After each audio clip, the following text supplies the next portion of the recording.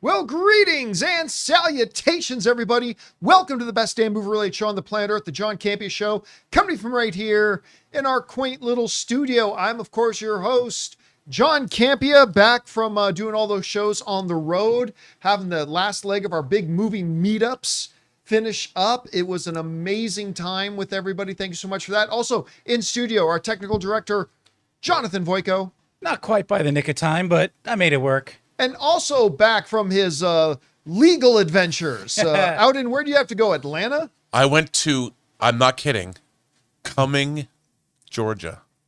Where you were an expert witness. Not only was I in Cumming, Georgia, but I went for a Star Trek fan film related thing. And the street that this is totally true, John, the street that the city hall and the courtroom was on is called Tribble Gap. Tribble Gap. I'm sure that makes you very happy. I didn't believe The it. trouble with tribbles. I didn't believe it. Is the parking. in Cumming, Georgia, In Cumming, Georgia, has there is nothing on Dildo, Saskatchewan, or in Intercourse, Pennsylvania. Just throwing that out there. Some of the best names of towns and well, at least you know in Cumming, Georgia, there's a happy ending. Oh yeah. One would hope. There's got to be a pound town out there somewhere. Somewhere there's got to be a pound town. All right, Every guys. town is Pound Town. Thank you for joining us here on the show today. We've got a lot of stuff to cover. Here's how the show's going to go. We're going to start off by talking about a few predetermined topics we got lined up for you guys. Second part of the show, we're going to take your live topics and questions. But as is often the case, there's a lot going on in the world of movie news. And as such, we don't have time to go into all the big stories in detail, but we do want to make sure you guys are caught up on what's going on. And so that's why we have this little segment called In Other News. And that's where we're going to run down a bunch of the other, we don't have that graphic? I don't. No, I guess There not. we go. There it is. It wasn't clicking. Sorry, guys. It's a start to a Monday. In other news, where we want to get you guys caught up on a few of the other things going on in the world of movie news that we don't have time to talk about in depth. So let's get things started, and we're going to get on with this. Well, Tom Holland smacked his head the other day, but reports are claiming that Spider-Man actor Tom Holland has returned to the set of Spider-Man Brand New Day and has resumed shooting the movie as of today. Now, this comes after Cinema Blend reported that Tom Holland addressed recent speculation surrounding the onset injury, revealing in an Instagram post that he sustained a mild concussion after, quote unquote, in his words, cracking his head during a stunt, but is, quote unquote, feeling better and on the mend. He appeared in good spirits at a family charity event in London, though got people worried because he had to check out of that event early because he wasn't feeling well, got people worried he wasn't going to be able to come back to shoot the movie again for a while, but he is back. All right. Next up, James Gunn. A lot of people worried about how long it's going to take us to get this Batman movie. I was going to say The Bold and the Beautiful, but that's a soap opera, The Brave and the Bold. But James Gunn's upcoming DC film, The Brave and the Bold, a Batman and Robin story, is still very much in development. While Gunn and DC Studios have expressed high interest in telling this version of Batman in a way that diverges from previous interpretations, he acknowledges that a lot is in flux and cautioned against expecting certainty anytime soon. However, don't worry about it taking too long to get the movie. Because when an online fan asked James Gunn if the rumors that the movie could come out as late as 2030, which is about 4.5 years from now, James Gunn simply replied, no. So it's not going to take that long to get the next Batman movie. All right. Next up, this one's kind of interesting. A lot of people were wondering, with all the people joining the cast of the new social network, which one was playing Zuckerberg? Well, now we know. Aaron Sorkin is, of course, developing a follow-up to his social network, now titled The Social Reckoning, The Final Reckoning, slated for release on October 9th, 2026. In this new film, Jeremy Strong will take over the role of Mark Zuckerberg, replacing Jesse Eisenberg, and the story will center on a whistleblower, Francis Haugen, to be played by Mikey Madison, Academy Award winner, and journalist Jeff Horowitz, played by Jeremy Allen White. Remember, some people were wondering if he was going to be playing Zuckerberg. Now we know he will not.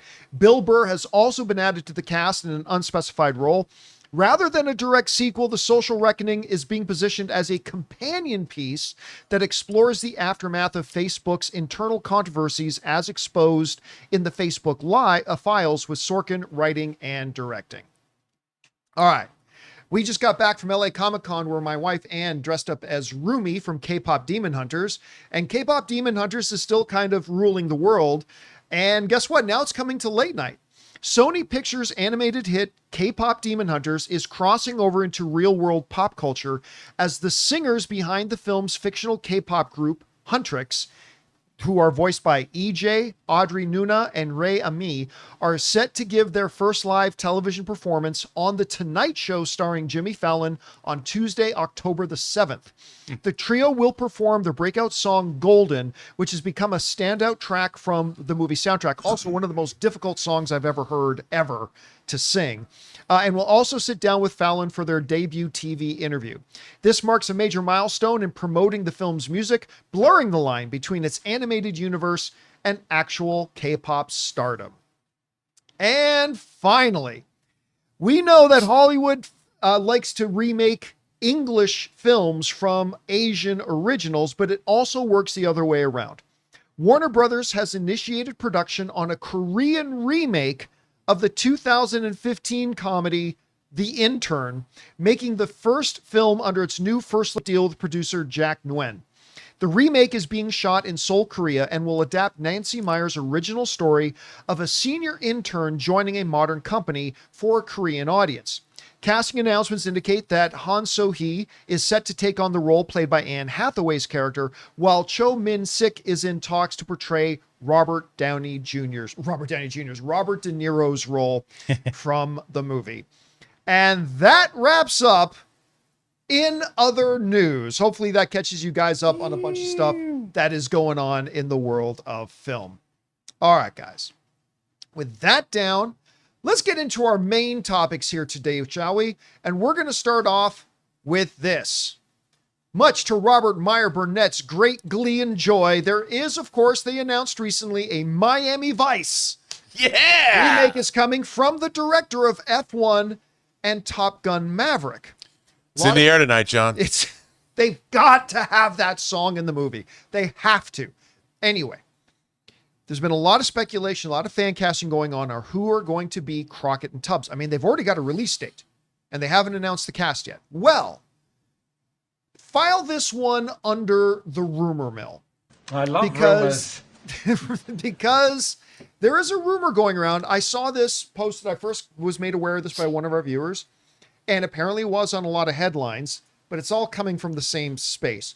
There's a report going around, as we can see here in the playlist, that Michael B. Jordan and Glenn Powell are reportedly in talks to star as Crockett and Tubbs in the upcoming Miami Vice being directed by Kaczynski.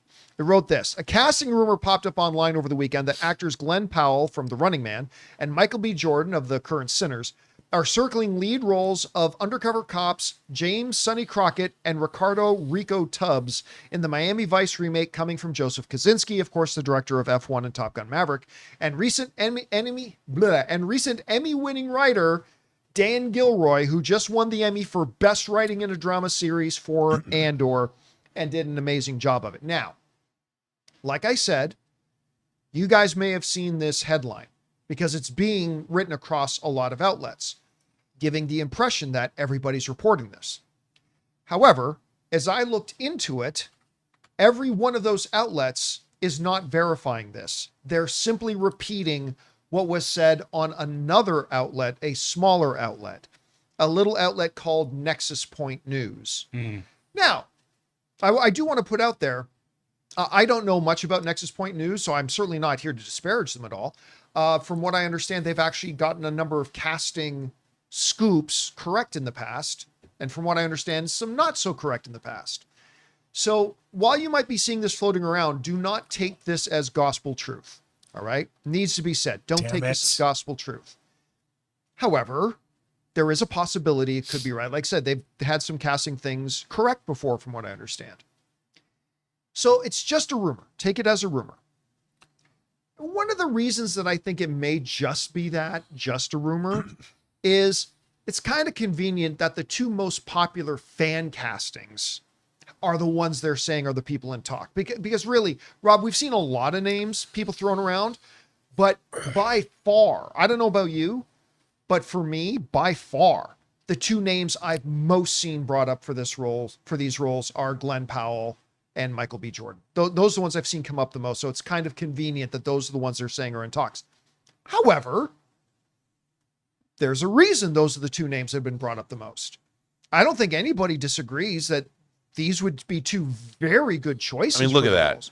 Come on. I mean, yeah, if somebody made that. I mean, these would be, you know what? If it were Glenn Powell and Michael B. Jordan, I would put it right up there with Colin Farrell and Jamie Foxx, who, whatever you think about that last Miami Vice movie. And if you don't think it's great, you're wrong.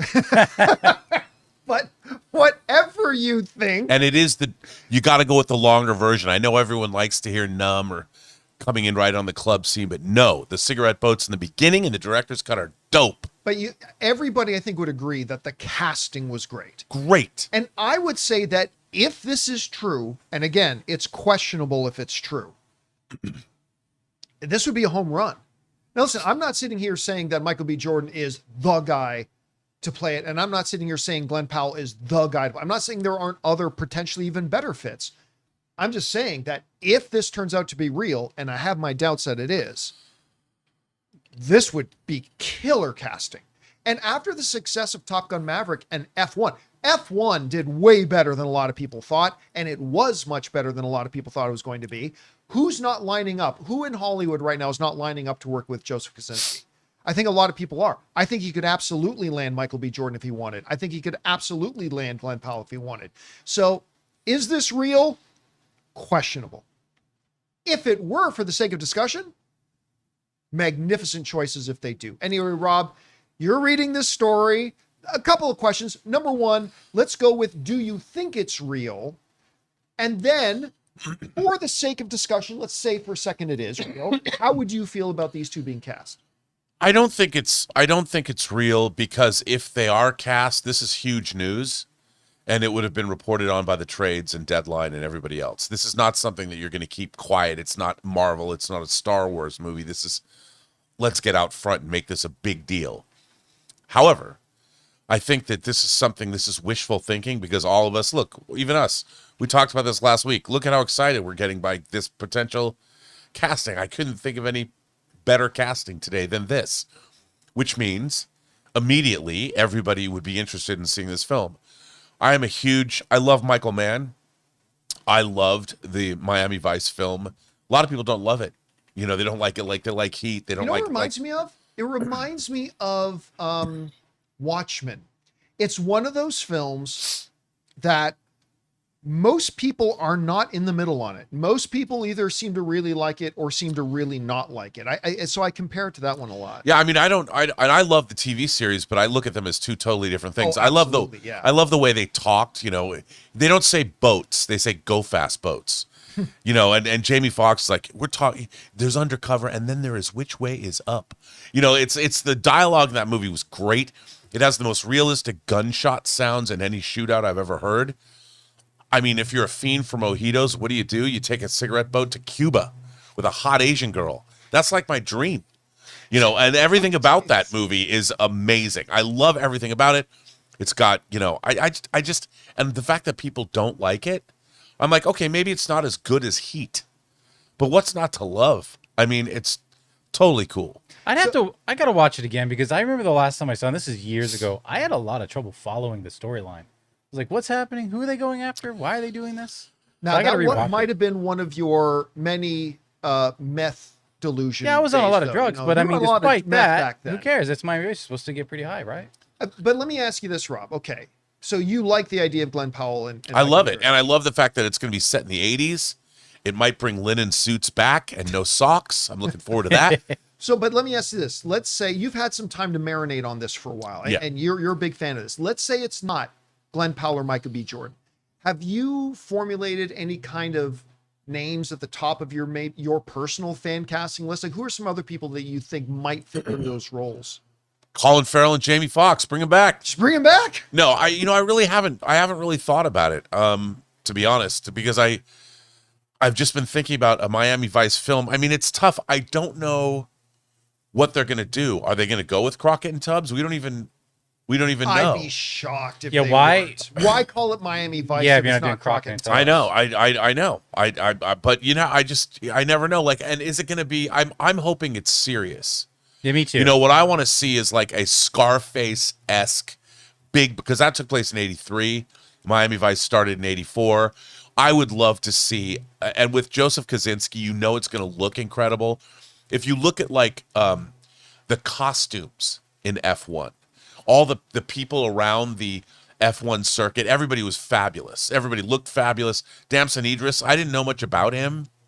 He was great. And if they cast him as Tubbs, I wouldn't have a problem with that. I'll throw this out there too. Like I also would like a kind of a serious tone, but I mean the original series was a more serious in tone, but it definitely had humor.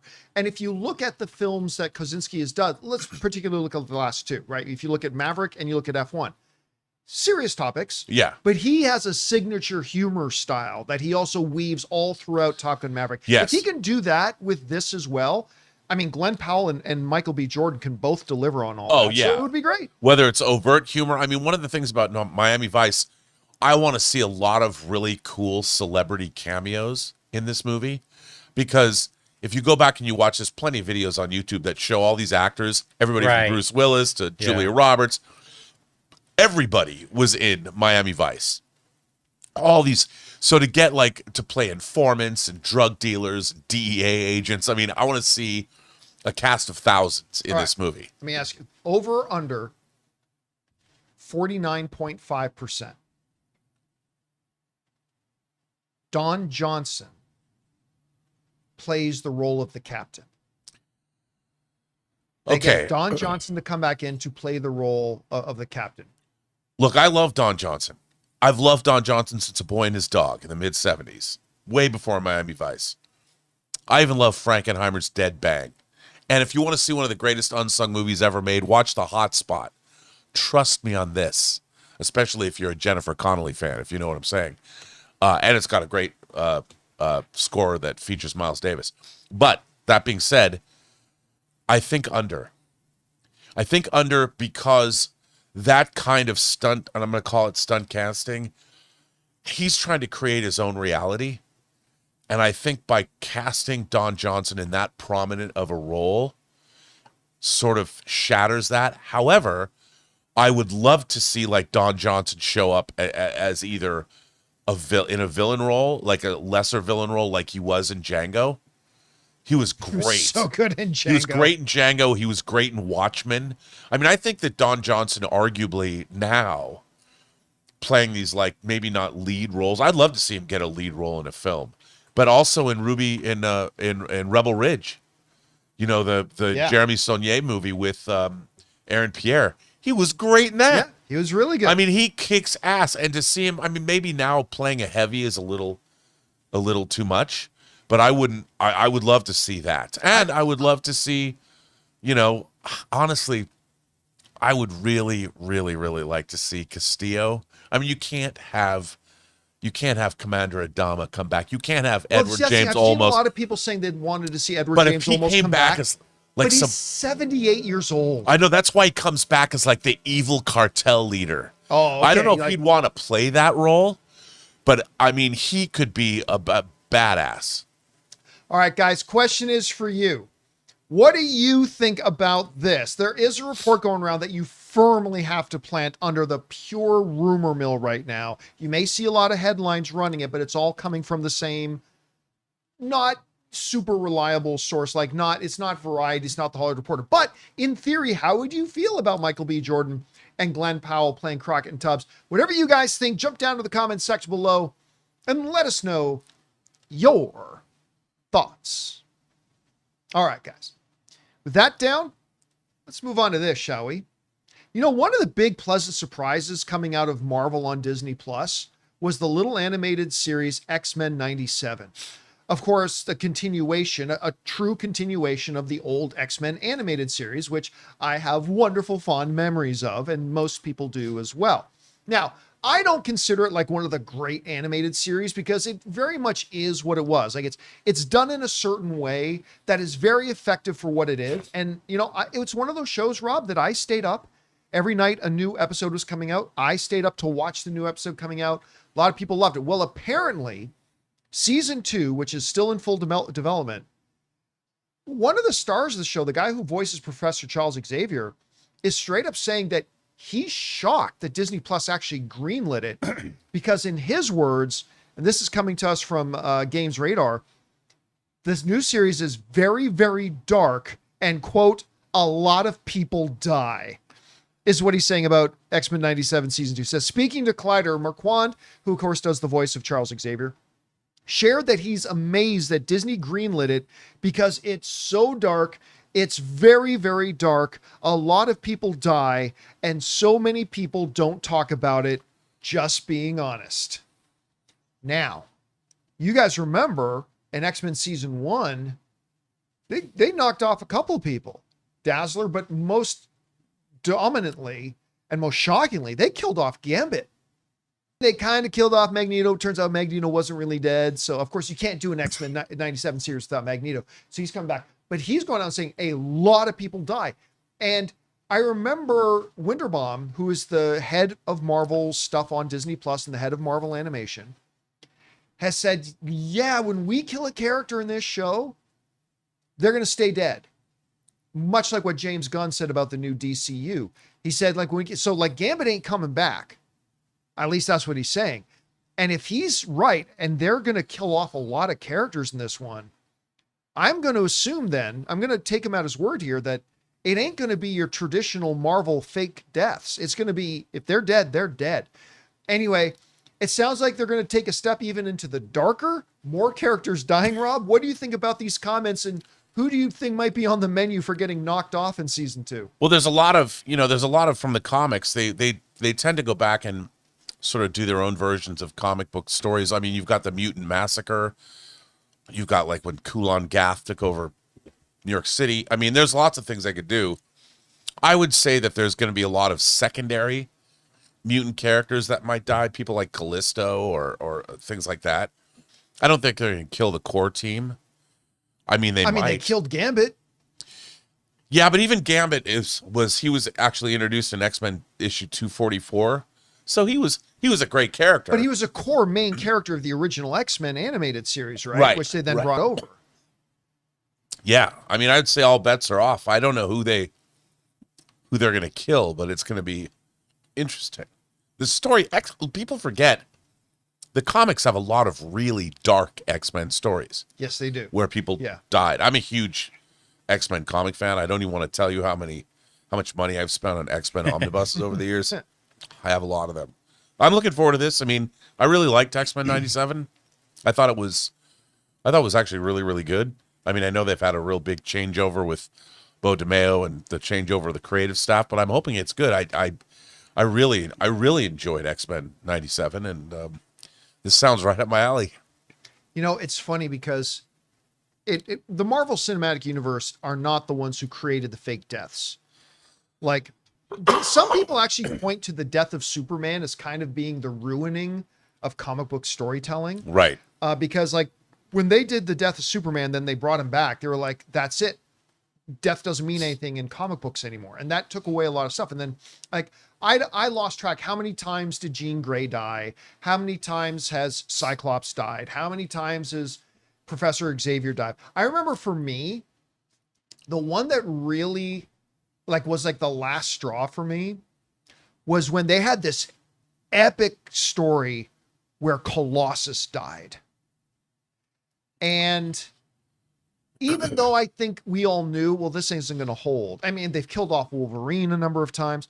Even when it was so epic and it was so grand in his death, in Colossus' death, that when they just brought him back again too, which of course we always knew they would, but it really kind of hammered it home. If they can actually stick to this little rule, it'll be impressive, and it will raise the stakes on everything in X-Men 97. So we'll see how that all works out. Guys, question is for you.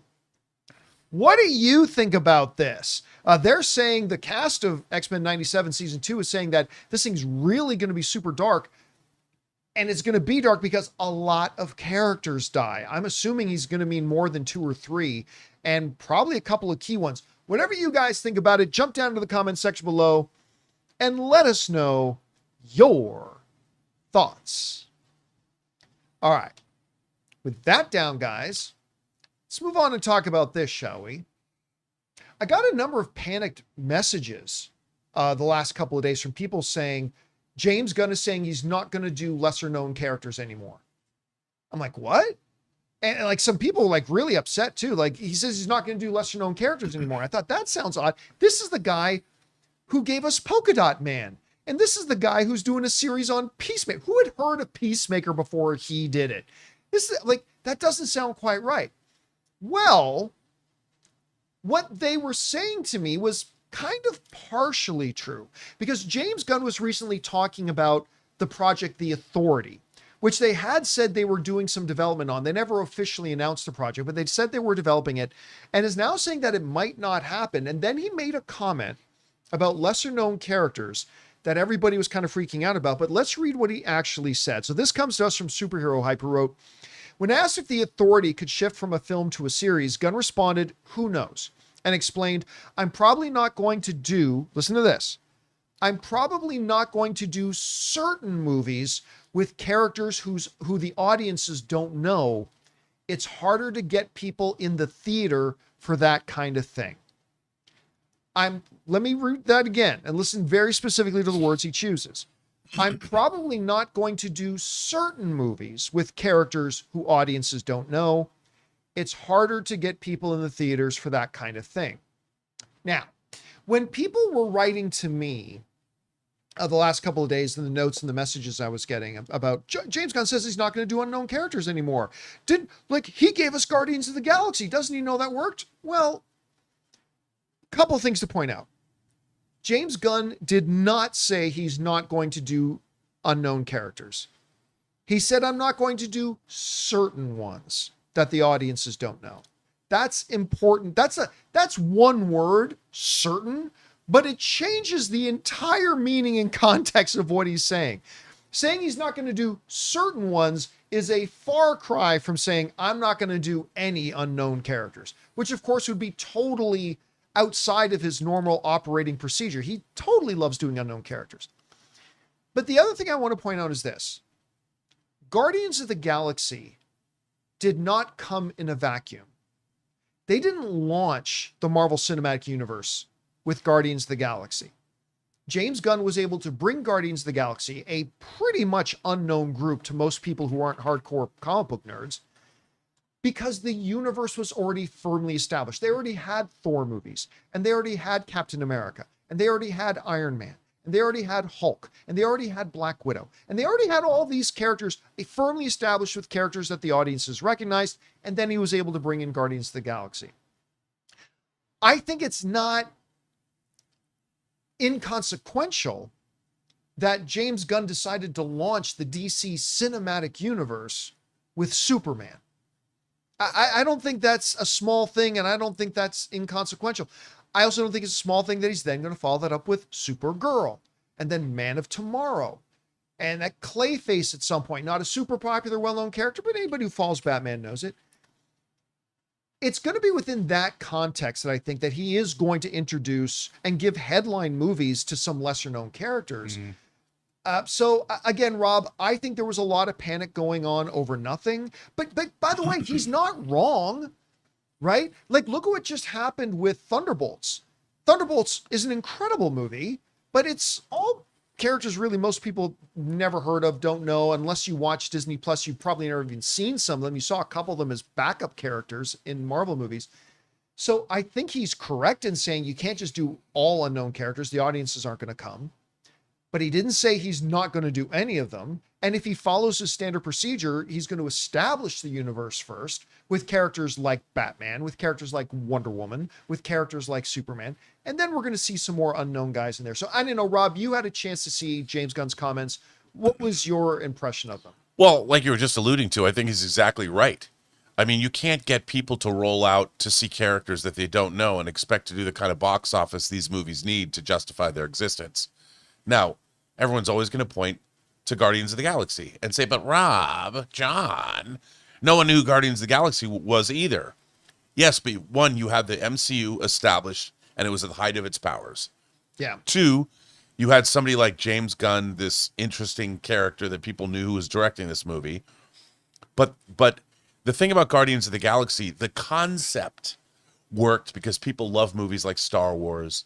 So the concept in connection to the people they cast in those roles, Zoe Saldana coming off the Avatar movies, Chris Pratt with his television, people knew him from Parks and Rec. Yeah. Right. So they had a cast of people playing these characters that were draws in themselves. So there was a confluence of events that came together, and then the movie just looked fun. Now, could James Gunn do that again? Yes. But as the head of the studio, he also has to think, okay, we have these core characters that we can deal with first. I mean, as much as I would love to see a full-blown Authority movie, that, if somebody had a great script, who'd be great directing an Authority movie? Who's that? Zack effing Snyder. Because that whole film, if you go back and you look at the original Authority books, they were these big, epic, wide screen. It was exactly what Zack Snyder was made to do. I'm not saying that they're going to have that happen. But the comics were like that. The comics were Zack Snyder before Zack Snyder was Zack Snyder. And I would go see that. But nobody knows who the Authority is. And they can make that movie as cool as ever. And you can have the engineer come back. But nobody knows Midnighter and Apollo. Nobody knows them. And they might be the coolest actors. You could get Glenn Powell to play Apollo, and you could get whoever badass to play Midnighter. Nobody knows who they are. Well, they're the gay Superman and Batman. Well, that might not really be a draw for the biggest movie-going audience. I'd go and see it because I love those characters. But most people don't know them. Don't know them. You can get away with that if they get 6 or 7 films in and Yes. firmly established, like the Guardians of the Galaxy pattern, right? Then you can do something like that. But I don't think you can do it right out of the gate. No, and then if you look what the MCU did when the Guardians of the Galaxy show up in Infinity War, they're great. So they were able to interact. Yeah. So you have to buy in. You have to. But this doesn't make me. I don't get upset by it. I think that what James Gunn's doing is carefully building. I like that the fact that the Green Lantern Corps and the Green Lanterns are part of. I've always loved Green Lantern ever since I was a kid. I love seeing that he's making them a part of the core of the DC universe. So I think he's on the right path. All right, guys. Question is for you. What do you think about this? James Gunn saying, hey, listen, there's going to be certain ones I don't do if the audiences don't know them, because audiences, it's tough to get them into the theaters if they don't know the characters. It certainly wasn't him ruling out doing any unknown characters. Again, right now he's got Peacemaker going, for heaven's sakes. Anyway, whatever you thought about his comments, jump down to the comments section below and let us know your thoughts. All right, guys. With that down, let's move on to this, shall we? Fantastic Four was, I don't think, as good as Superman per se, and I don't think it was as good as Thunderbolts, but I thought it was easily the best Fantastic Four movie we've ever had. That was easy, and I thought it was a pretty damn good film, pretty enjoyable. I went to go see it a number of times. I had a very good time with it. Now, while it was an improvement on the box office that we got, say, from Thunderbolts, because Thunderbolts was good, built a reputation a little bit, people started getting interested again, Fantastic Four did not crush it at the box office. Made a little over $520 million, which, again, most directors in Hollywood would kill to have a movie make that much money. Ask Paul Thomas Anderson. Would love to have a movie make that much money, but it's still pretty low by Marvel standards. So it made about $520 million. But according to reports now, it's killing it on VOD sales and rentals. Fantastic Four: First Steps redeems its weak box office on streaming. It says the following: the Fantastic Four: First Steps is currently available on PVOD on iTunes, Amazon, Disney Plus, and countless other major platforms. The former First Steps has shot to the top. The First Steps has shot to the top of the paid streaming charts following its digital release. The Fantastic Four: First Steps is currently the #1 movie on iTunes. 2025's best horror movie so far, Weapons, is in second, with Tom Cruise's Mission Impossible: The Final Reckoning in third. The exact sales figures for the Fantastic Four: First Steps digital release have not been revealed, but against such fierce competition, the film clearly has a strong digital drawing. Now, if we jump over and look at the actual charts, go over the top 24 here. Sovereigns in 24 together, which I might like every bit as much as Weapons. I loved Together. I thought it was great. Look at number 22. Guy Ritchie's The Ministry of Ungentlemanly Warfare is still hanging in there. It's a great movie. Which I kind of liked it. I hate, what was the one he did with Bryce Dallas Howard? Where he was the super spy. Yeah. What was it called again? I literally wiped it from my mind. I was looking forward to it. Yeah. Absolutely terrible. But this one, Ministry of Ungentlemanly Warfare, was actually pretty good. Argo was the name of it. All right, number 21. The bait and switch movie. Eddington at number 21. Mm-hmm. And then, of course, with the passing of the great Robert Redford, we got at number 20, All the President's Men. At number 19, Butch Cassidy and the Sundance Kid. Relay with Riz Ahmed and Lily James. At number 18. At number 17 is 28 Years Later, still renting for $19.99. Mm-hmm. Eden was at number 16. At number 15 is I Know What You Did Last Summer. Again, more Robert Redford. At number 14, Sneakers. Love that movie. At number 13, we've got Splitsville. At number 12, we've got The Bad Guys. At number 11, Ballerina, which I still don't know why more of you did not go to see Ballerina. It was a damn fun movie. It really was. I have no understanding about why more people didn't go see it. It was really good. Anyway, at number 10, also another movie that deserved more box office than it got, Nobody 2, which was really fun. At number 9, not such a good movie, The Materialist. At number 8, the fantastic How to Train Your Dragon live action. Hanging in there still, Superman in the number 7 spot. At number 6, The Naked Gun. At number 5, speaking of hanging in there, Jurassic World Rebirth. That's been out on PVOD for a while, and it's still hanging in there at number 5. At number 4, Mission Impossible: The Final Reckoning. At number 3, F1. At number 2, Weapons. And of course, at number 1 right now, Fantastic Four.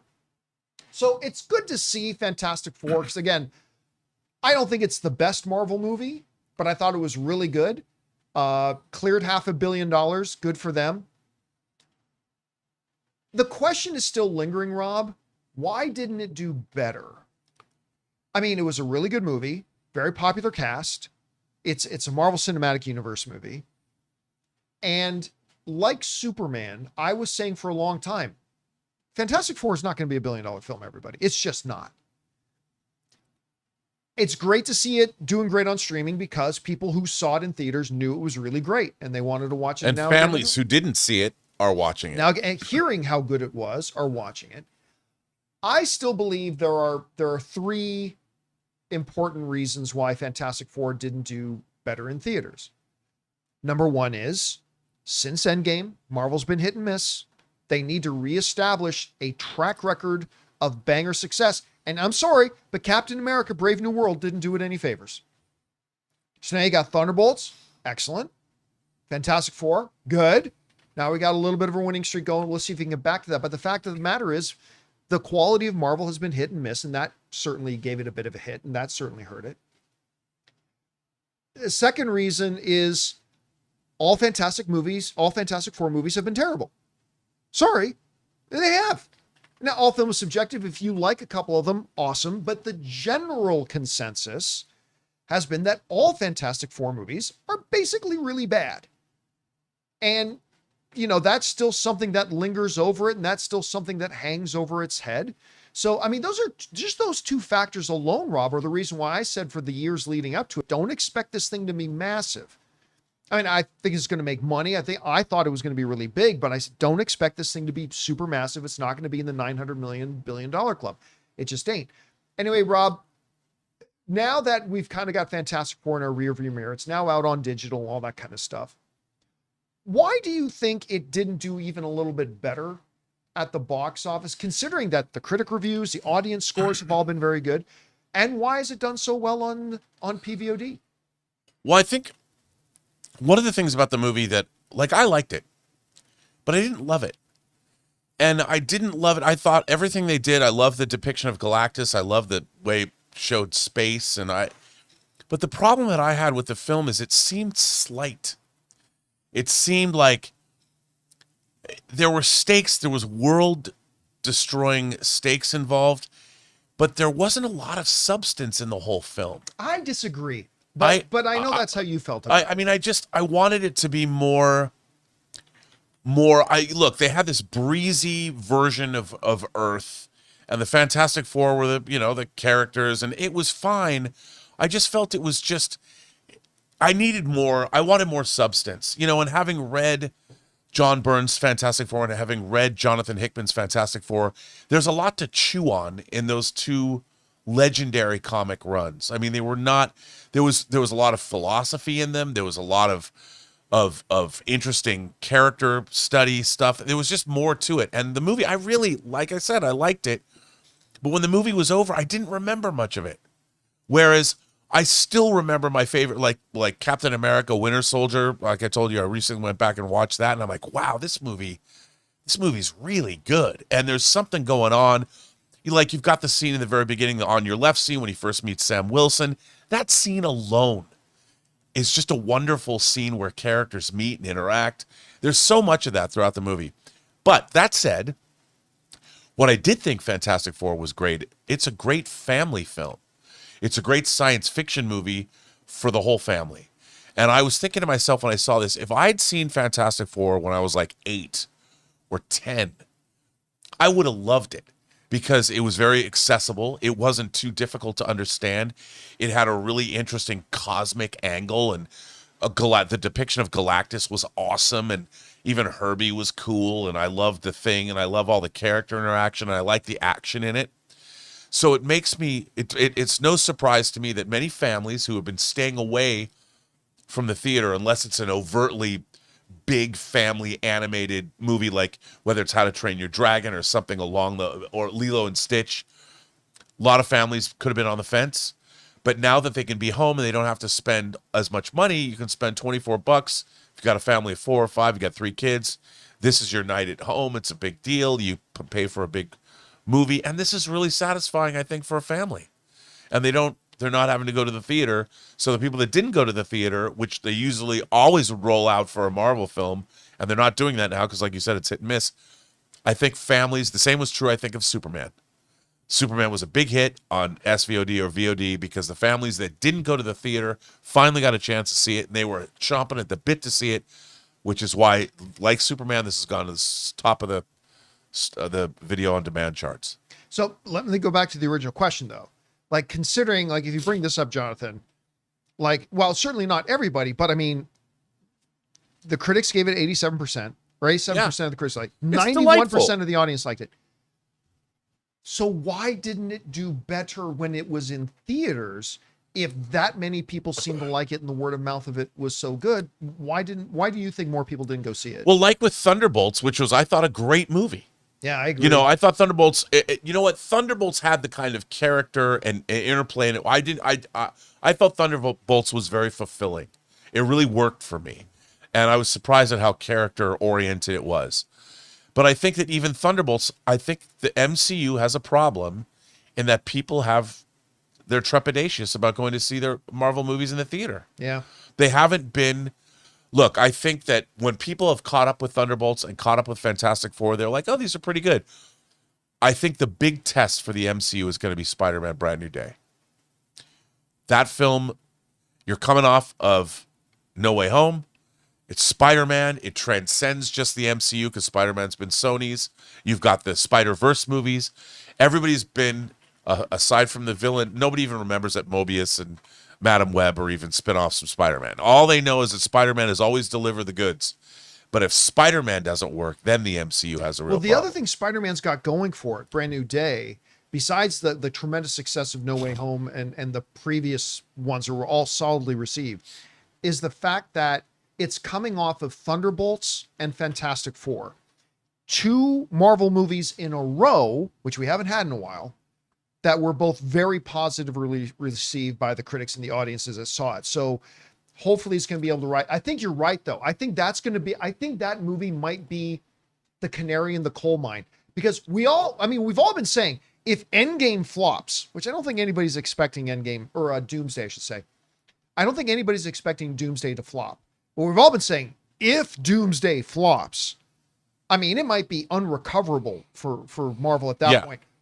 But the canary in the coal mine, that litmus test might very well be, like you were just saying, might be that Spider-Man Brand New Day film. Because now it's coming off of a big, massive Spider-Man film. It's coming off of 2 successful, at least critically and audience received projects in a row from Thunderbolts and now Fantastic Four. If it doesn't get the audience out, that could be extremely concerning. No, but I do think that a lot of people are going to catch up with Thunderbolts and Fantastic Four. And look, Fantastic Four is still a delightful watch. And I would say that people who watch both Thunderbolts and Fantastic Four, a lot of rewatchability, they're going to watch those movies probably more than once. And they're going to be like, these are really good. I like these characters. And they're going to see them again in Doomsday. So I think in a way, this is all helping the MCU. I think ultimately they couldn't, with the state of the MCU, having Thunderbolts, having Fantastic Four doing well on home streaming, then having Spider-Man, it's the best wind-up they could have to lead into Doomsday. Yeah, 100%. So. All right, guys. Question is for you. What do you think about this? I mean, Fantastic Four shot to the top of the charts for its digital release, but why do you think that is? And as a connected issue, why do you think it didn't do, granted, it made over $500 million, yes, but why didn't it do better when it was in theaters, considering most people seem to like it? Whatever you guys think about all that, jump down to the comments section below and let us know your thoughts. All right, guys. Ooh, yeah! Dig it! Apparently, there's a Randy the Macho Man Savage. Oh, yeah. Oh, yeah. Snap into a Slim Jim. On its way to theaters. Cinema Blend's headline, ooh, yeah, Macho Man Randy Savage biopic is coming, and I know 6 actors who would be perfect for the beloved character. I thought we would take a second. Let's just visit this story for a second. And then I want to go over some of the casting that they're throwing out there and say who we think might be good for it and who might not be. But let's go over and read this. Of course, there's the iconic, immortal Randy the Macho Man Savage, or Bonesaw, as Spider-Man fans might remember him. It writes the following. Kenan Thompson and his producing partner, Johnny Ryan Jr., are developing the new Randy the Macho Man Savage biopic, currently titled Macho, through their company Artists for Artists, which is also working on reimagining an 80s horror that's actually deserving of a remake, Sleepaway Camp. The biopic script is one that was co-written by Randy Savage's real-life brother, Lanny Poffo. Some people, some old-school wrestling fans may not actually know that the genius, or Leapin' Lanny Poffo from the old WWE days, that was actually Randy Savage's brother. Anyway, who passed away in February of 2023, and screenwriter Eric Shapiro. All right. So they're doing a Randy the Macho Man Savage movie. Is this a good idea? I honestly don't know. I really don't know much about the life of Randy Savage outside of, or Randy Poffo was his real name. All I know him is as the Macho Man. You know, one of the greatest, most iconic, electrifying wrestling entertainers in history. And of course, one half of the Mega Powers, when him and Hulk Hogan, of course, had their tag team for a while called the Mega Powers. Was going on. I honestly don't know a lot about his life. I know he passed away, if I remember correctly. He had a heart attack or something while driving his car. And I believe that's how he passed away. I can't remember exactly for sure. So I honestly don't know if it would make for an interesting biopic. I do know that when you think of professional wrestling, one of the first 5 or 6 images that has to flash into your head is Randy Macho Man Savage. Has to be one of them. I mean, he might have the greatest wrestling match of all time. It's at least in the conversation of the greatest matches of all time. It was the WrestleMania match between him and Ricky the Dragon Steamboat. Is absolutely in history. Is one of the greatest matches ever in the history of wrestling. It was right up there, of course, and his feud with Hogan, his tag teaming with Hogan, all stuff with Miss Elizabeth and all kind of stuff. But will it make an interesting biopic? I don't know. Maybe, but I would be lying to you if I didn't say that's one I'd be interested in watching and seeing how it comes together. Now, interestingly enough, they then throw out some names in the article in Cinema Blend of who they think might be good picks for it. Let's take a look at some of them. They're saying Aaron Taylor Johnson. 3 things that make Aaron Taylor Johnson a really interesting choice. 1, and most importantly, tremendous actor. 2, absolutely can bring the physicality. Because Randy Macho Man Savage was ripped. I mean, he was big, and again, just go to his Spider-Man movie, Bonesaw. I mean, he like ripped. He could do all that, pull off the facial hair. That's the other big thing. So that would be an interesting choice, is Aaron Taylor Johnson. Here's one that they throw out that a lot of people might roll their eyes at, but they make a really good argument about why Jared Leto might be a good choice for it. First of all, you've seen in the movie we all try to forget, Morbius, he can get ripped. He can get big and he can get ripped. But they make a really good argument in Cinema Blend why Jared Leto might be a good choice. They said this: I am 100% aware of how ridiculous it sounds to say I think Jared Leto would make a good Macho Man, but I don't even feel slightly inauthentic saying it. In large part because Leto is known to lean harder into method acting preparation for certain roles than just about anybody else in Hollywood. And I think he could and would go as over the top as required to bring Randy Savage's energetic athleticism and his quieter moments to life believably. As such, I'd fully expect Leto to get a 6-month NXT contract ahead of the production, and for him to consist on a diet of just Slim Jims throughout the filming. Is Macho Man really that far away from the Joker? Wait, don't even answer that. But listen, I think he makes an absolute legitimate argument here. Again, Jared Leto, tremendous actor. He's an Academy Award, multi-time Academy Award nominated actor. He's fantastic. I'm really excited to see him in Tron. We'll see how good or bad that is. But I think that whole method acting thing, I think you're going to have to somebody who does that if you want to bring Randy Savage to the screen. So I think that's interesting. Then they bring up a wrestler, MJF, who's over in AEW. I'm not a fan of that casting because I'd like to see a real actor play the role. Yeah. Well, John, your Dave Bautista's pretty good now. Yeah, but it took Dave Bautista like 10 plus years to get to that point. Same can be said of Dwayne The Rock Johnson. Same can be said of John Cena. So talk to me in like 10 or 15 years after MJF actually takes acting seriously. Then they bring up one I've seen other people mention, Tyler Posey from Teen Wolf. A lot of people thought that would be a name that would be in there too. Anyway, so they just mentioned some names like that. One of the things I would say, Rob, that is if this Macho Man movie, which is now in development, actually gets to the screen, which again, being in development is different from actually coming to the screen. I don't feel it's an exaggeration to say the movie will completely hinge on obviously the director, whoever gets to direct it, but on your casting. Oh yeah. Like you cannot get, you got a lot of flexibility with whoever plays, who's the guy who created Facebook again? Mark Zuckerberg, right. You don't have to completely nail the Zuckerberg casting. You don't have to nail, if you were to do one on Tim Cook, the current CEO of Apple, you don't have to nail the casting on Tim Cook. Just get somebody. You have to nail Randy the Macho Man Savage if you're going to do that. Anyway, Rob, what do you think about the notion that they're developing a Randy Savage movie? And you got any thoughts about who could play it? Well, this is out of my wheelhouse. First of all, I have to admit that. But look, like you said about nailing the casting, we both had Ashton Kutcher and we had Michael Fassbender both play Steve Jobs. Yeah. So, I mean, those are pretty different castings for the same character.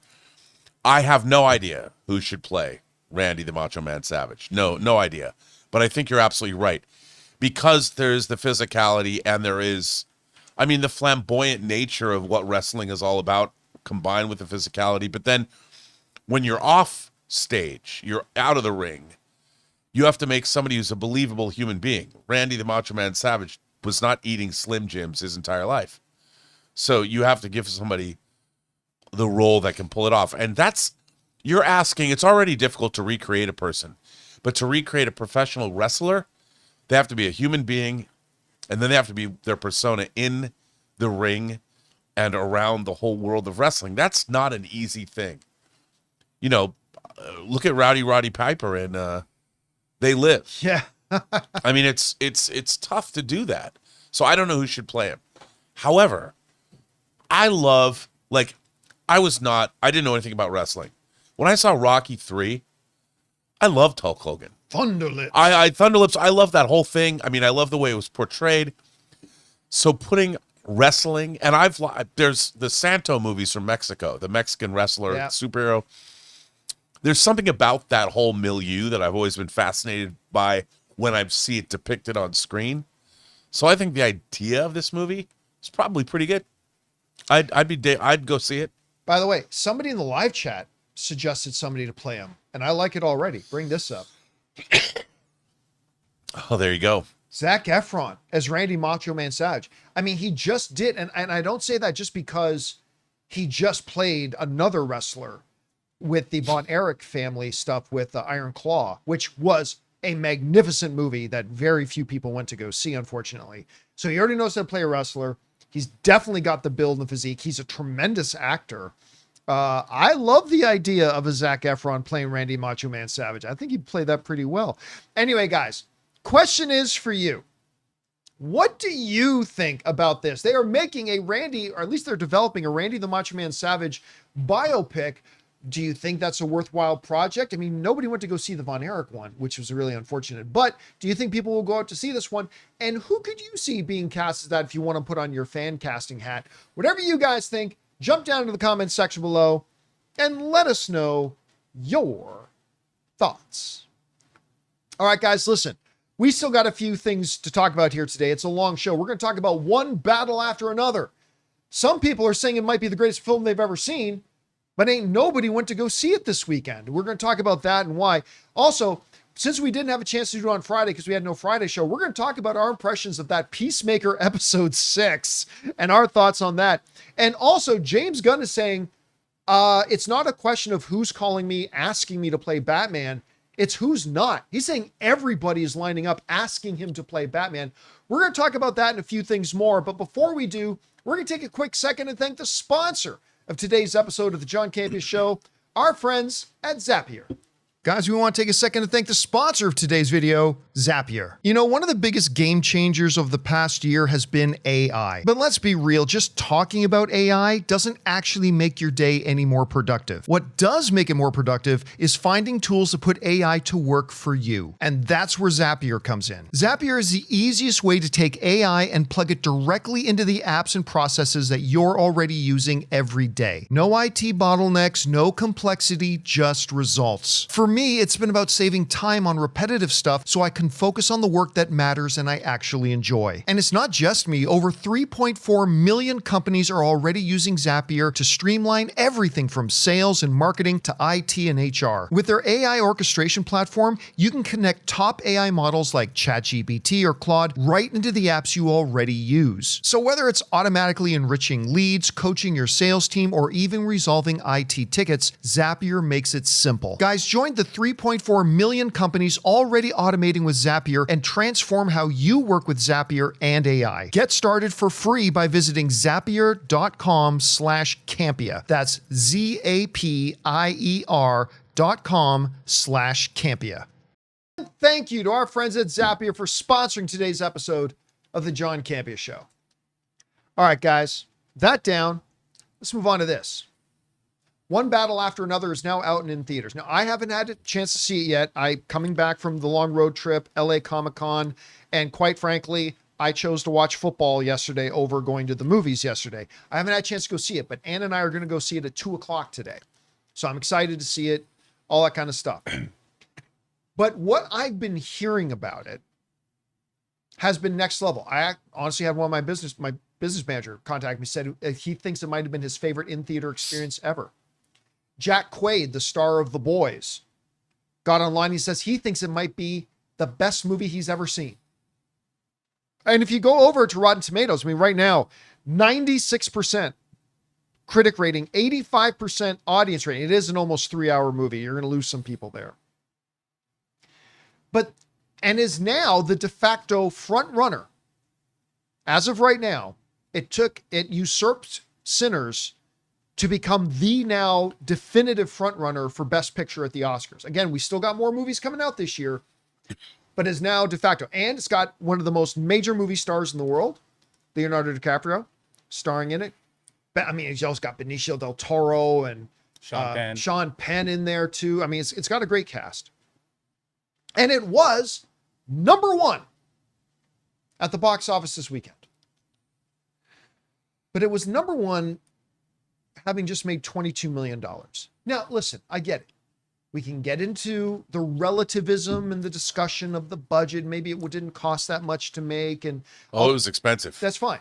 But it was an expensive movie. But I mean, you can get into those discussions. But at the end of the day, did a ton of people go out to see this movie that's being hailed as maybe the best film of the year, maybe the front runner for the Oscars, one of the best, most popular, recognizable movie stars in the world with Leonardo DiCaprio, all that kind of stuff. Paul Thomas Anderson.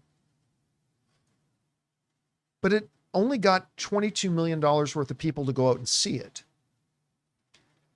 I mean, to put that in context, Demon Slayers made like 70 plus million on its own, like more than triple the amount of people went out to go see that went out to go see this. In a world where everybody cries, there's no original films anymore. Oh, yes, they are. You just don't go see them. Now, again, I say all that. I haven't seen the film yet myself. I'm going to see it this afternoon. But everybody I know who have seen it, at the weakest, Rob, the weakest endorsement I heard from this, from all the people I've talked to that have seen it was really good. That's the weakest thing I've heard. Jonathan, you saw it. I think that might have been you. Like you thought it was really good, but you know, it wasn't to you like in the conversation of the greatest movie of all time or anything. Yeah, right? it's hard when you're coming off of quotes like that. It's like, man, I'm in for a real experience. And it's like, it was fantastic. And for 2 hours and 47 minutes, I was telling John, like I was in an hour and 47 minutes. I remember checking my clock and I was like, oh, wow, there's only an hour left. And the story just keeps going and it's entertaining. So you don't ever feel like it drags or it's boring or anything. So, I mean, I recommend it. But. So here's the question that pops into my head as somebody who hasn't seen the movie yet, but has seen all the fallout from it. Why, if this movie is universally hailed as incredible, some people even saying maybe the best movie they've ever seen, big stars, all that kind of stuff, word of mouth is great, positive, it's an original film. Why'd nobody go to see it? Again, I understand it's number one at the box office, but nobody went to go see it. Why?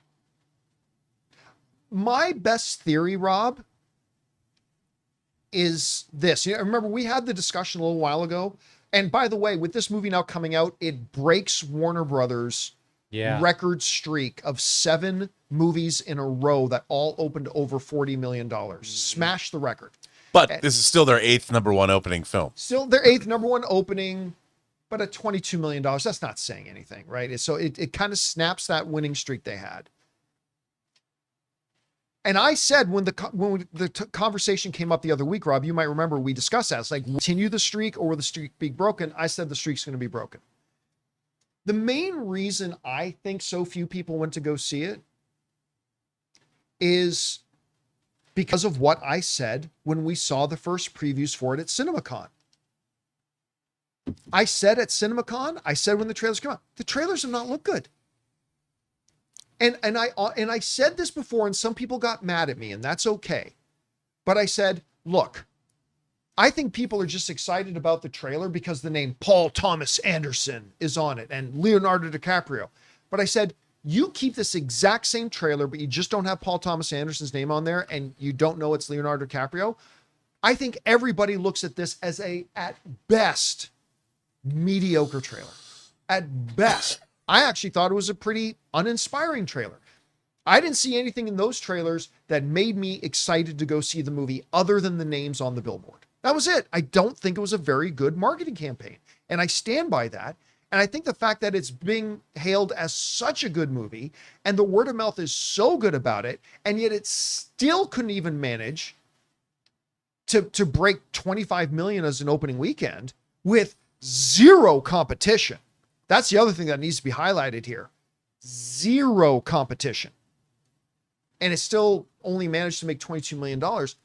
I think it starts and ends with, it was a terrible marketing campaign. I always felt throughout the whole thing, I did not think they did a good job marketing this film. I said it never moved the needle for me. Now, you can also bring up a discussion too, Rob, asking, is Leonardo DiCaprio box office poison? I mean, they did that Killers of the Flower Moon that I think got nominated for Best Picture. Ain't nobody went to go see that. Now he's got this. I mean, I would make an argument against it, but I am just saying you could say that, hey, I mean, who's going to see Leo movies anymore? I don't know. Is he the problem? I don't think so, but some people might bring it up. Anyway, Rob, you're looking at this situation. Huge reviews, huge word of mouth, big star, $22 million opening weekend. Why did more people not go out to see this film, do you think? Well, I think it's really what is our movie-going culture? I mean, I used to say that there's a difference between cinema and movies. The delivery system is the same, and you can argue with it, but it's the same thing that Martin Scorsese used to talk about. Well, superhero movies aren't cinema. Look, they're all movies. We all know they're all movies, but we also know what everybody's talking about. There are populist entertainments that are now the bread and butter of the studios. When Warner Brothers decides to put out cinema, a movie that's not part of any IP, that is this movie is difficult to classify. I haven't even seen it. I'm supposed to see it today.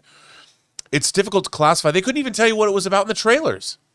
That's a problem. It's a problem but I think that what happens is they don't, and I'm gonna come down hard right now on the marketing departments of the studios. Everything is so analytic oriented now, and the marketing departments, the only thing they can market is if they can point to someone else's marketing campaign and say, we have to make it like that marketing campaign, or we need analytics to tell us if people are going to watch this. Well, when you come up with something new that nobody's seen before, you have to put on your thinking caps, and it's up to you, marketing people, or it's up to you, data analytics readers, to come up with something better. You can't be told, you can't look at a previous marketing campaign and go, let's emulate that. Or you can't read your data sets and go, well, we don't know, because the data sets, there isn't one for one battle after another. You've got to be smart. The reason you're getting paid to market is because you're supposed to be innovative. You got to be Don Draper marketing a slide projector or a Hershey bar and tell somebody why you should go see it. That's what we need, and that's what Warner Brothers needed with this movie. And you know what? I will say this. If you've seen how they pivoted the marketing campaign and made it more like TikTok worthy in the last week leading up to the release of this film, they really started to capture that. Like, this is a weird film. Kids today aren't dumb. They want to see something that they understand, that appeals to them. This trailer, look, youth has always driven movies. And the thing is, this film probably had a lot of things to say within it that the youth of today would really like to hear. But they certainly didn't, they were afraid to put that kind of stuff in the trailer. This is supposed to be a deeply political film. Make this rebellious. It showed a lot of action scenes, but it kind of made Leonardo DiCaprio look like a goof. Do only you have nunchucks here? Where's a gun? Like, what's that supposed to mean? I don't know. It didn't even look appealing to me, and I will sit and watch The Phantom Thread 10 times in one day. But even this, I know Paul Thomas Anderson directed it, but this trailer did not convince me to go see it. And to be fair, I've been throwing around the name Paul Thomas Anderson as a big draw for cinephiles. True. Yeah. It's not like any Paul Thomas Anderson film has ever been a massive blockbuster. No, this is his biggest opening ever. And I would say this, John, the only people we talk to about movies are people that love movies. I'm not out talking to my sister who could give an F. If I asked her about this movie, she's like, I've never heard of that. And I think that's a problem. I think that what this movie failed to do is connect with normal moviegoers that might have had an experience that they weren't expecting. By the way, that's what the marketing campaign did. I want to put some context on this. So in comparing its opening weekend, we already mentioned Demon Slayer, which made it $70+ million. All right. Conjuring the Last Rites had 4 times as much of an opening weekend, made like 80-something million. All right. Weapons, this small scale, horror film, original film, had double of an opening weekend than it did. As a matter of fact, K-pop Demon Hunters, which had already been available for free on Netflix for well over a month or more, had 1 weekend in the theaters, and it almost made as much. It made like $18-19 million. in its opening weekend compared to this film that made 22. Again, I think it really does just go back to the marketing campaign. I always felt it kind of meandered. It was directionless. It never did anything. Here's the thing to me, Rob, the marketing campaign, and tell me if you agree with this or not, because maybe I'm off on this a little bit. The marketing campaign did not focus on marketing one battle after another. I felt like the marketing campaign was focused on Paul Thomas Anderson's new film. And that's not going to get people out into the theaters. Sorry. No. There's a segment of us that it will, but for the wider movie going audience, and I just think they really botched this. You know, I'll tell you something. But Warner Brothers, Weapons was their last big movie. And then they have this movie. Weapons came out in what, July or August, beginning of August. The trailer and the marketing for Weapons asked the audience, the potential audience, a question.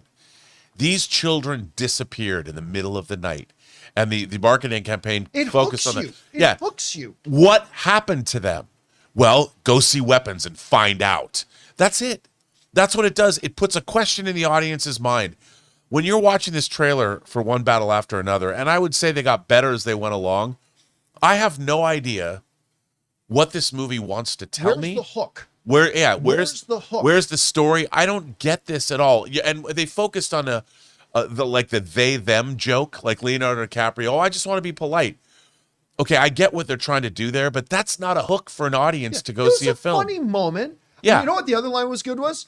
What was the exact line? He goes, was he just driving around with all that red car? Yeah, showing up, driving around like that in a red car. Driving like that, okay. So a few funny little moments. Because he's a paranoid character, so you kind of get like, oh, why would he want to stand out? And so that was fine. But to your point, Rob, that's an excellent example. You look at the Weapons thing, that big hook. What happened here? Okay, well, now I'm wondering.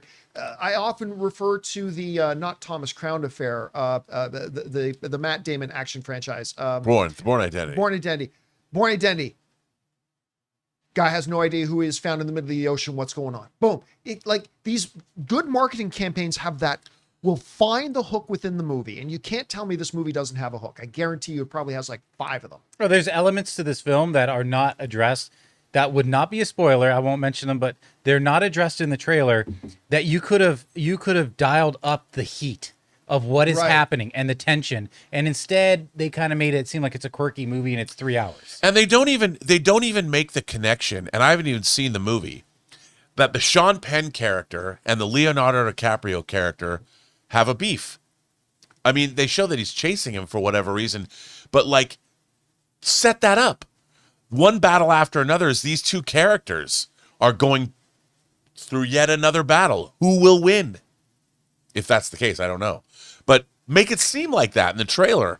And you don't even get enough, like, you see Sean Penn, I would imagine he has a lot more scenes or a lot more dialogue that's probably a lot more interesting than they show in those trailers. They don't, I want to tread it carefully. They don't even show a pinky's worth of his personality in this film at all. Even and it's Sean, it's in Jeff the McCauley playing a, in the movie. It is so much more. And by the way, I saw somebody in the live chat say, younger people don't like dramas. I don't find that. You know what? That feels like that's true. It's actually, whenever you look at the data, that's not true. Look at Oppenheimer.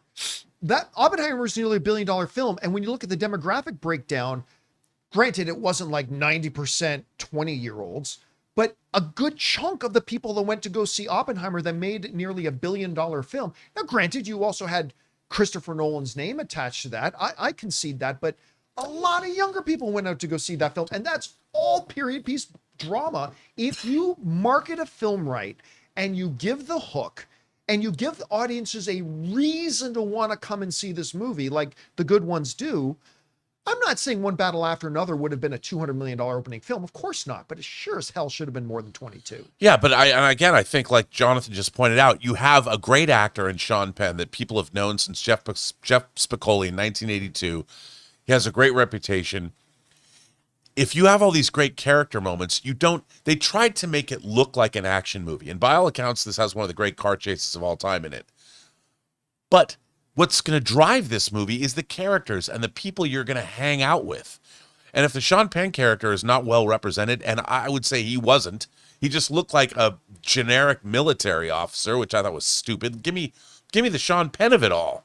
If you concentrated and made a character-based trailer, then you might have had something.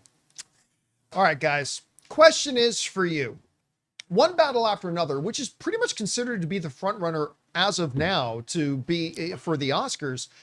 It made $22 million opening weekend, despite the fact it has super great word of mouth. It's got incredible reviews. It's got a big star in it. Why do you think next to nobody went to go see it? Whatever you guys think, jump down to the comments section below and let us know your thoughts.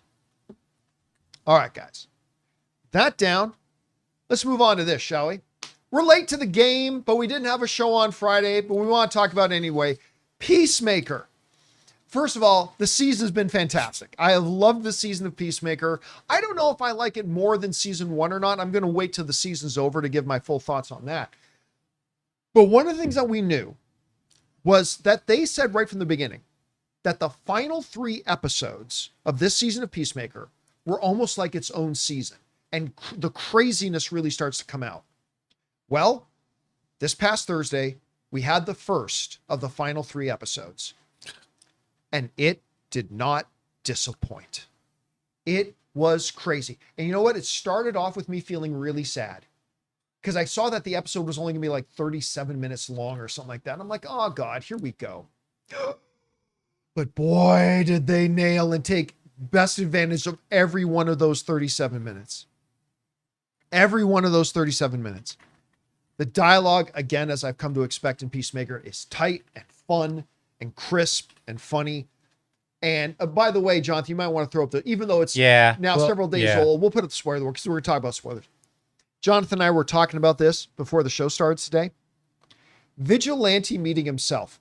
First of all, forget him even meeting himself. His obsession with meeting himself. Yeah. Like that conversation he was having with Harcourt and what's the name of the other girl character? I forget. Adebayo? I think that's the character. Anyway, or Abs as he calls her. Like over he just keeps bringing everything back to, okay, I better go find myself then. Yeah, we got to do this and this, and I need to find myself. Like that was just hilarious. And then when they finally do meet each other, I could have watched an entire full half-hour episode of just him and himself talking to each other the whole time. And is Peacemaker your best friend? What? Fuck no, I hate that guy. I mean, I just thought that was amazing. You know, there are a couple of moments in this season. We talked about that one scene John Cena had where he's really just going over how broken he is and how unhappy he is and all kind of stuff. And it's like, that is a scene that John Cena a number of years ago would not have been capable of doing. And he did it. And it was powerful and it was really, really good. Harcourt, who is of course played by James Gunn's wife, she gives her scene too. When she's talking to Peacemaker, that it almost feels out of place because like this is such a funny show, but every moment they throw in these moments that I thought were just incredible. And I thought that monologue she gave and that performance she gave in that scene was off the charts. I thought it was just wonderful. All the characters are great. And then it comes right back down to, haven't you noticed that you've seen like no people of color around here? And like, They did a really good job, though, of setting that up. Oh, they did. And John Cena's like that moment of like, no, like didn't notice it. And then he gazes down to the flag, unfurls it, and it's got the swastika on it. Yep. Which confirmed all the fan theories that this is Earth X or a version of Earth X. But I'll tell you what, I nearly fell out of my seat dying of laughter when Adebayo is running down the street. Now all the neighbors, it's like, what the hell's going on? And Peacemaker's brother, who was of course from The Office, he was Pam's boyfriend in The Office, joining the chase and just yelling, black. And I'm like, oh my God. And what was the other line, Jonathan? One got out. One got out. They're I'm like, like, oh, one my got out. God. And I just, I almost, my stomach started hurting. I was laughing so hard. I just couldn't get over it. And it's just, what a great way to end the episode too. It's like, where does this go now? And I got to tell you, man, every single character, I think this season has been elevated. I think Hardcore's been elevated. I think Economos has kind of been a quiet MVP of the season. Yeah. Adobio's been fantastic. Vigilante's been fantastic. Like all the 11th Street kids have been great. Frank Grillo has been an excellent addition to it. And of course, the cameo, which is not the really, really, really big cameo that James Gunn's been talking about, but Lex Luthor showing up was good. A lot of people saying, really, that was the big... No. Remember, James Gunn specifically said the really, really, really big cameos in the final episode. So the Lex Luthor thing is not the really, really big cameo. But it wasn't just a useless cameo, Rob. It actually literally ties in. It takes a story thread from Superman and shows how it relates and completely ties into what's going on in Peacemaker. So it was a purpose-filled cameo, which made it even better. I'm loving this season, and this episode was batshit crazy. I completely loved it, and I cannot wait for Thursday night and then the final 2 episodes in general, but I cannot wait for this Thursday. Anyway, Rob, you had a chance to see episode 6 of Peacemaker. What did you make of it? I was right there with you, dude. I was laughing. First of all, I was horrified and laughing uproariously at the same time. We heard it was coming. We heard things that people were speculating. Is this Earth X? Well, yeah. But I was surprised because I noticed the lack in this universe, the lack of people of color, and it was subtle, but it was there. So it allowed you, and of course, people are talking about now the dance, at the beginning of the symbolism was in the dance the whole time. The whole time, and you never paid attention. I'm like, this is so... And here's what, it's so well conceived. And you know what's funny? People are always talking about, well, I don't want to talk about politics. They're watching movie review shows. I get this all the time. I don't want you to talk about politics on whatever show you're doing. But sometimes political satire makes for the best drama. This in itself has a lot to say about politics, but in a very palatable way. It makes you, allegorically or not, on the nose, whatever, it makes you think. And it's hilarious and dark and amazing that James Gunn was able to pull this kind of thing off. I like you, I don't know where it's going to go, but I can't wait to see where it's so outlandish and so outrageous. But it's the best kind of political satire. It's the kind of political satire that doesn't alienate one side or another. Right. It makes everybody think about their position and what they feel and what they think in a very entertaining, delicious wrapper, the way a great political satire should be. So I'm looking at this going, honestly, I'm surprised that they even kind of slid this past DC, because when you pointed out one got out, dude, I was like, oh my God. Yeah, and got out of where? Like, what? Yeah, that's the thing. Got out of where? Like, what's been going on? Oh, this is dark. It's like a light humor take on Man in the High Castle. Yes. Yeah. And but so, and you know what? Earned. All of this is earned, because the flip side of it was, here's Peacemaker going into this alternate universe. His brother's no longer dead. His father doesn't hate him. There's all these reasons to love where this, like, we believe, like, Peacemaker, what a wonderful place. Maybe this is where I belong. Best universe ever. Really well done. Yeah. Really well done. It's been incredible. And of course, the ratings for it have been all much like stark increases from season 1. So good for them. It's going to be really interesting to see where it goes. But man, I tell you what, now I totally get when James Gunn and everybody was saying that the final 3 episodes are kind of like their own season, and you feel it right from that one episode. And I cannot wait for this Thursday. Anyway, guys, question is for you. What did you think about Peacemaker episode 6? I thought it was just bananas. I can't wait to see where it's going. Whatever you guys thought about it, jump down to the comment section below and let us know your thoughts. All right, guys. With that down, let's move on to this, shall we? You know, we talked the other day about the fact that James Gunn, while doing an interview, talking about the upcoming Batman, he mentioned that he had just had a conversation with an extremely big, well-known actor who wants to play Batman. And we talked about some theories about who that one big actor would be, but James Gunn has now kind of doubled down on that. In another interview he was doing, he started talking about it and basically saying kind of everybody's been calling him, wanting to play Batman. This is what it says. It says, yeah, I mean, the actor, this is James Gunn talking, the actor who wants to listen.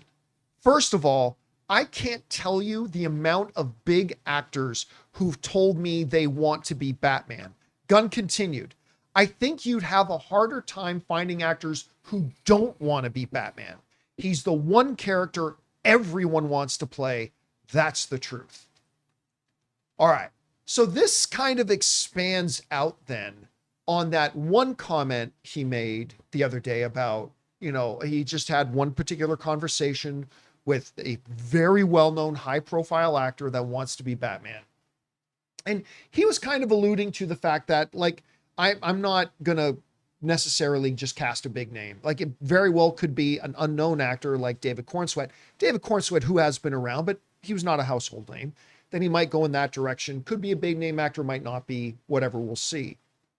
But I find it interesting that he's now saying, and he's saying straight up, this is the truth. You would have a harder time finding people who haven't called me wanting to be Batman.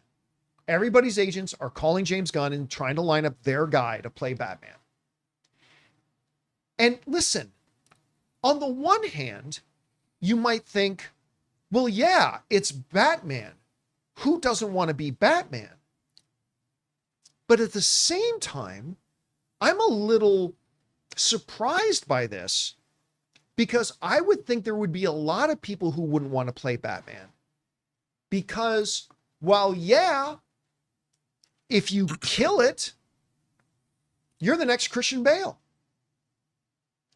But at the same time, there's the other side of that coin. If it doesn't go over well, listen, man, Batman nearly broke Ben Affleck.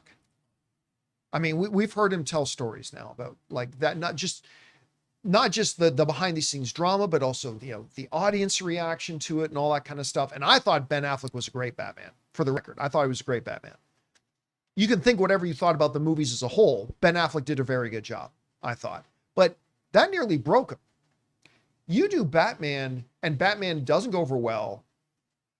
I don't think it's an exaggeration to say that has the potential to be a career killer. You're the guy who comes out and ruins Batman? I mean, no guts, no glory, swing big, I guess. But it seems like that's not deterring anybody, Rob, because according to Gunn, he's saying everybody's lining up. Like, we're getting calls from everybody who wants to play Batman, and they don't even have a completed script yet. So anyway, Rob, you heard James Gunn's comments. Does this surprise you? Does it not surprise you? What do you take away from this? Well, we always say actor wants part. But Yeah. in this case, look, Batman is always going to be eternally cool to play.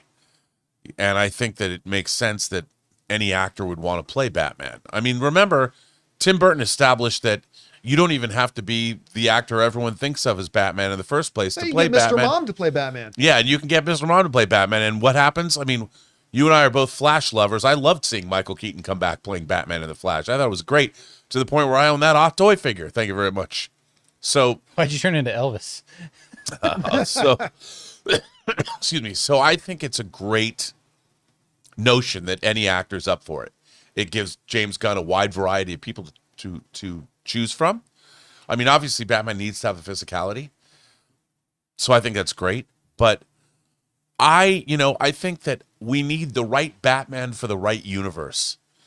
And James Gunn is establishing, we need to see a Batman who's different than Ben Affleck, different than Christian Bale, Yeah. different than Val Kilmer, different than George Clooney, and different than Michael Keaton.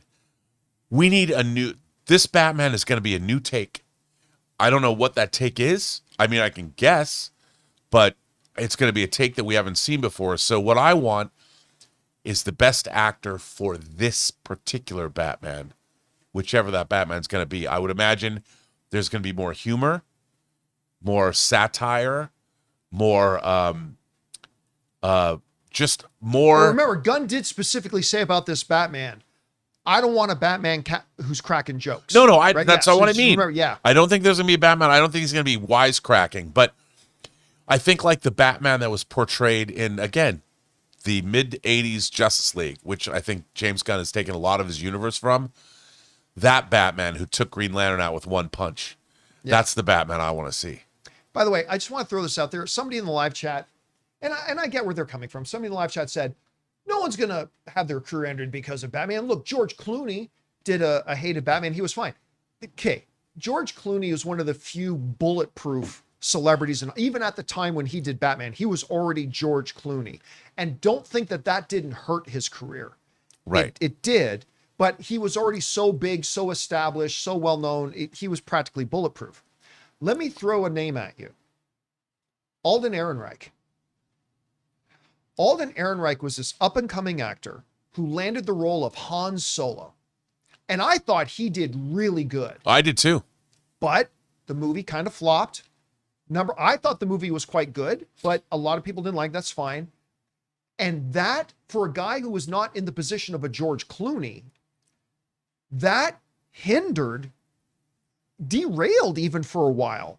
His career, he popped up in a few things. Disney just threw him a bone by putting him in Ironheart because same company and everything. But I mean, I would submit that I think Alden Ehrenreich today should be a much bigger star because I think he's just that talented. I totally agree with you. And so I'm sorry, but you get somebody in a position like an Alden Ehrenreich was, or somebody in a position like a David Cornsweet, actors who are already there, already have some credits, and are ready to break through.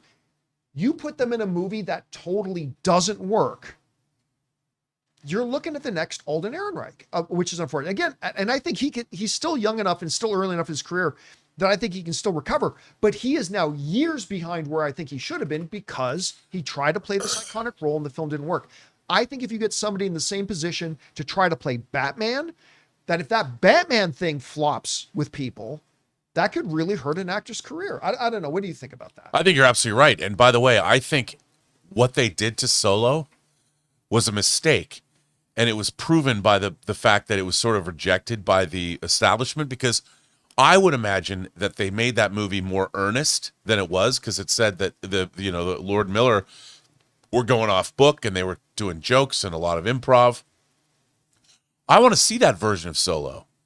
I think their version of Solo actually, ironically, and I say this having seen nothing, I don't know anything, but I think that's what Solo needed. I think an early version of Solo should have been as far away from the Harrison Ford version. And what we ended up getting was, I like Solo, but I felt it was a movie that had no edge about a character that does have one. And it was very odd to me because I'm watching, I'm like, I like this, but there was no. You know what? I'm not going to say from who. I heard that project was a mess. I heard what Lord Miller, and I'm a huge Lord Miller. Everybody knows I'm a massive Lord Miller fan, but I heard that was actually a disaster. I heard it was not coming together. Well, that could be. But again, I'd still like to see it though. Well, I mean, it would have been interesting to see. Yeah, there was reports that the writer himself was like, "Save me from these." Lawrence Kasdan. Yeah, Kasdan was complaining and straight up saying like they have to be removed. Well, the big problem, again, I don't want to get too sidetracked, but of course the big problem with that was Lord Miller agreed to make a certain movie, and then they kind of went behind everybody's back and were making a completely different movie that was not agreed to. Yeah, that's not good. And that's not good. Even if you're some of my favorites like Lord Miller, that's not good. But at any rate, guys, question is for you. What do you think about this? James Gunn is saying, listen, it's basically who's not asking me right now to play Batman. Are you surprised by that? Maybe you're not surprised by it. Do you still have some lists in your head about who you think it could end up being? A lot of names like Jake Gyllenhaal are being thrown around.